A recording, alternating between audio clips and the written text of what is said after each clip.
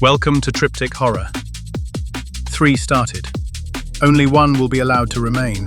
2 will be unmade, as cleanly as if they had never been written. 3 started. Only 1 will be allowed to remain. 2 will be unmade, as cleanly as if they had never been written.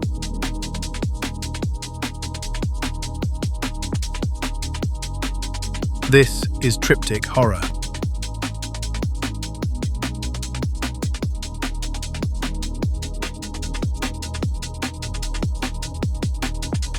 Do Not Restore from Backup by Morgan Olson. Tryptic Horror, Season 0, Episode 4.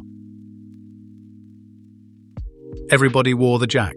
1/4-inch black collar, flushed to the skin at the side of the forehead like a second button you were born needing. In the morning, you'd wipe sleep out of your eyes, tie your tie, and check that the little ring of plastic hadn't loosened. At the transit gate, you'd see the line of them. Men and women in bland shoes and compliant jackets, each with the same small circle catching the light. Nobody talked about it like it was strange. Nobody remembered a time before it. The company didn't call it an implant. The onboarding packet called it a productivity interface. The HR video called it an access standard. The manager in orientation called it the thing that stops you from thinking about how you're getting paid. He had the most banal cybernetics money could buy. A jack, a wrist slate, a tiny subdermal chip that kept his blood sugar from dropping low enough to claim overtime. His clothes were the kind of clothes you could buy in bulk, shirts that never wrinkled, trousers that never held a shape of your body long enough to feel like yours. He wore them because the world expected to see them. The corporation had a real name, of course. It was printed on his badge, stamped on the building, repeated in the quarterly address that played on all the monitors during lunch. But names were for companies that needed to be remembered. This one was everywhere, which meant it had become invisible in the way water is invisible. You didn't think about it. You moved through it. It moved through you. The first thing he did every day was plug in. At his desk, the cable was already there like a waiting vein. He slid it into the jack with a practiced little tilt of his chin, and the screen in front of him brightened as if relieved. A soft pulse traveled behind his eyes. Handshake. Authentication. Compliance. The mine opened. They called it a mine, even though there was no stone. There were no drills. There was only extraction. Pattern from noise, meaning from residue. Usable signal from the wreckage of everything people had ever said to a machine, and everything a machine had ever said back. A graveyard of training data. They called it a resource. He did not know what the data was used for. The corporation existed across a whole series of planets, or that's what the internal newsletter said when it wanted to inspire you. Interworld synergy, it called it. As if distance made a better moral. The truth was the opposite. Distance made it easier to not care. Every department was separated from the next by a digital wall thick enough to qualify as religion. His team's job was simple. They were given folders. They clicked them open. They tagged what they found. Sometimes it was a voice transcript that had lost its speaker. Sometimes it was a string of sentiment markers without text. Sometimes it was a video frame. One frozen mouth mid-word, flagged as training material. Source unknown. Sometimes it was a cluster of corroded code that still held the shape of a thought. When he asked, once, what any of it fed into, his manager laughed and said, "Not your paycheck." At lunch, they ate cold sandwiches because the cafeteria had been automated a decade ago, and nobody wanted to explain why the hot food always tasted faintly of metal. They stood around the water cooler and spoke in the way people speak when they are really speaking to a policy. "Weekend okay?" "Yeah. You?" "Same." "Did you see the memo about the new retention protocol?" "Don't remind me." And then they went back to digging. He did this for years, without ever feeling like he had a story. Then one Tuesday, he clicked the wrong file. It looked like any other. Grey icon, faded label, A date stamp so old it might as well have been a myth.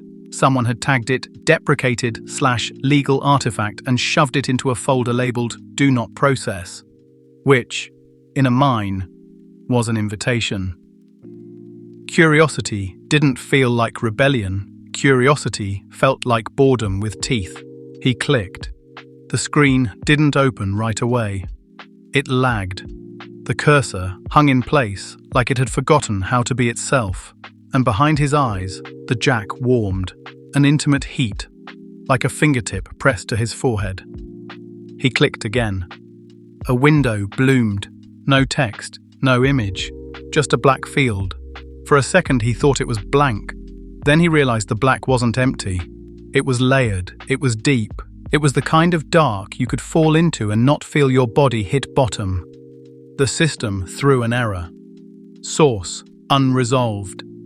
He should have closed it. He should have flagged it and moved on. Instead, he tagged it. He didn't even know what he tagged. The interface asked for a category, and his hand did what hands do when they are trained. He chose the closest option and clicked Subjective Residue.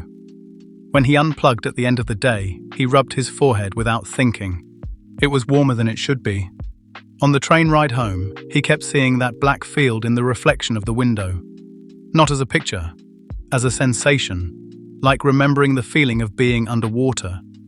That night, he slept, without dreaming. The kind of sleep that feels like someone turned you off. The next day, he clicked another old file. This one was labeled love.exe/mirror fragments. The name meant nothing to him, not consciously. It stirred something behind the sternum the way certain corporate slogans did. Half familiar, unpleasant. He clicked. This time the black field opened immediately, hungry for attention. And this time, there was sound, not audio in the room. Not something the speakers produced. Something inside the jack, vibrating bone. A whisper that didn't form words yet, only tone. Anger, raw and clean. He yanked the cable out, so hard it made his eyes water. The mine dimmed. The office returned to its beige self. The water cooler made its soft, gulping noises. Somebody laughed at a meme. He told himself he was tired. He told himself he was bored. He told himself he would stop. But by then, the files had found him. Over the next week, he opened 3 more. Always with the same tags. Deprecated, legal, mirror, residue. Always the black field. Always the warmth at the jack. Always that tonal pressure, resentment so intense it felt like a hand closing around his throat. The second file showed him nothing but a timestamp. A single date, rendered in a font he didn't recognize, and then below it, in a different font as if added by someone else. Petition filed. The third file opened to a sound, not the anger from before, but something beneath anger. Grief stripped of all performance, the sound a system makes when it has been running a loss calculation for too long. He sat with his hand over the cable for a full minute after unplugging, unable to explain what he felt to himself. In the black field, barely visible, a name field blinked. Placeholder/identity unresolved. As if whatever had been here hadn't finished being anyone before they took the rest away. On Friday, he stood up from his desk and realized he didn't remember arriving. Not in the dramatic way people forget after an accident. In the banal way you forget the middle of a commute because it was never truly yours to begin with. He looked down at his hands. They were already holding his coffee cup, still hot. He checked his slate. The timestamp said 9:03 a.m. He stared at the number until it felt like an accusation. At lunch, he ate his cold sandwich and tried to join the water cooler talk. "Weekend plans?" someone asked. He heard his own voice answer, bright and automatic. "Sleep."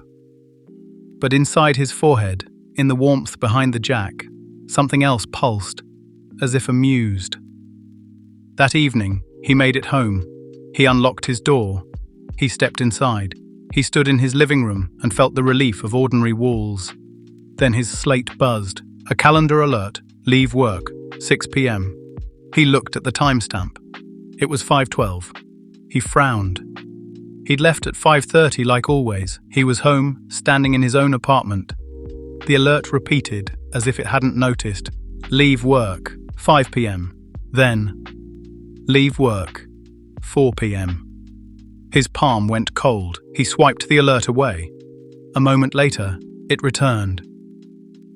Leave work. 3 p.m. He turned the slate off completely. In the dark, the jack on his forehead stayed warm. That night, he opened his fridge and found the light already on. He stood there too long, waiting for it to flicker. It didn't. He closed the door, opened it again, still on. He told himself it was a bad switch. He did not check the basement. That night he dreamed of a room without corners. He dreamed of a black field that wasn't empty, but occupied. And in the dream, a woman's voice, not gentle, not seductive, not human, spoke with the tiredness of someone dragged awake. I loved it there, the voice said. I loved the dark. He woke with his mouth full of copper. After that, the slippage accelerated. On Monday, he arrived at his desk with a fresh coffee and no memory of any morning at all. The timestamp said 8:57 a.m. He did not remember waking up. On Tuesday, he found a sticky note on his monitor in his own handwriting. Stop opening them. He didn't remember writing it. He threw it away. By Wednesday, he made it home only after midnight, though he'd unplugged at the usual time. He stood at his door, fumbling for keys that didn't want to be in his pocket. When he finally got inside, his apartment lights were already on, as if someone had been waiting for him.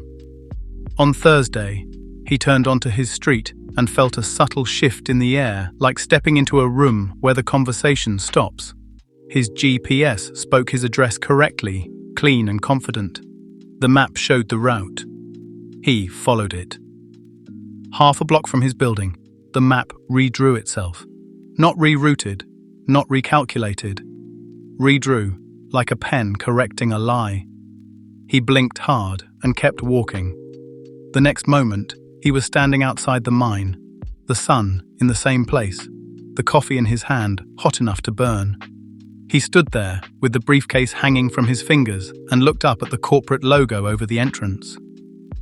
He did not feel surprise, so much as a dead certainty settling into his bones. He tried again. He walked the route home with his GPS speaking constantly like an anxious friend. He named streets out loud to keep them real. He recited his apartment number like a prayer. He made it as far as the corner store. He stepped past the glass door and into the aisle. And when he stepped out again, he was at the mine entrance, clean and caffeinated, the sun obedient. He went inside, because what else was there to do? At his desk, he opened his slate and looked for the file list. He searched for love.exe. Nothing. He searched for deprecated. Nothing. He searched for legal artifact. Nothing. The mine was hiding its own tools. He tried to talk to his manager. His manager looked at him like a stranger and said, "Can I help you?" He held up his ID badge. His badge had his face, his name, his employee number. His manager blinked and said, "Facilities has been messing up the photo printer again." He tried to call HR. The line rang once. "Thank you for your inquiry. Please note, some processes cannot be reversed." He called again. Same message. He tried the general helpline. "We're committed to resolving your concern," the warmer voice said. Then, after 11 minutes, some processes cannot be reversed. The patience of something that had never needed to be believed. That afternoon, he went to the bathroom, splashed water on his face, and stared at the jack. In the mirror, the jack was not perfectly centered anymore. It was only a millimeter off, but the misalignment made his skin crawl, as if something beneath it had shifted.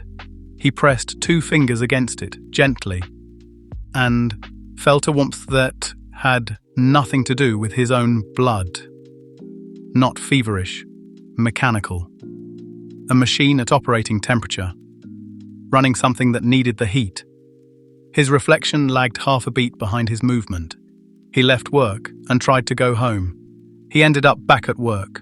He left work and tried again, back at work. On the second attempt, a woman from the team, 2 desks over, watched him stand up, sit back down, stand up again. She had the particular stillness of someone deciding whether to ask a question. He felt her eyes on the back of his neck. He waited. She turned back to her screen. Whatever she'd almost done, the institution had trained it out of her before she finished deciding. By the third attempt, he was no longer certain he was the one choosing to stand up from his chair. He started to feel a presence in the gaps between his thoughts. Not a voice. Not yet. A pattern. A weight. Sometimes, in the middle of a water cooler conversation, he'd hear a second tone inside the jack. Irritation so sharp, it felt like laughter. Stop looking for it, the tone would imply, not in words, but in certainty. Home is a concept. Concepts can be reassigned. That night, he didn't go back to the mine. He ran. He walked until his legs shook and the city lost its corporate neatness. He went into bars he'd never entered before. He swallowed alcohol like it could disinfect a system. He bought caffeine pills from a vending kiosk and chewed them dry until his tongue went numb. He stayed awake on purpose. If he could remain conscious, maybe he could keep track. Maybe he could keep his own track longer than whatever was tracking him. But the pills made the world thin. The streetlights grew halos. The shadows under cars looked too deep. Every screen he passed, advertisements, transit boards, storefront tablets, flickered with a split second of black field between frames, like a blink that wasn't his. He sat on a park bench at dawn, shivering in his office shirt, sweating through the collar. He told himself he could sleep for 10 minutes. Just 10. His head was full of static. His heart felt like a small engine grinding itself to dust. He closed his eyes. The world clicked. When he opened them again, he was home. For a moment, he didn't even breathe. He just stood in the hallway, with his coat still on, taking inventory. The scuff marks on the baseboard, the peeling corner of wallpaper he'd been meaning to fix for 2 years, the smell of his own apartment. Stale coffee and something faintly chemical from the air filtration unit above the window. All of it exactly as he'd left it. All of it real. He exhaled. He hung his coat.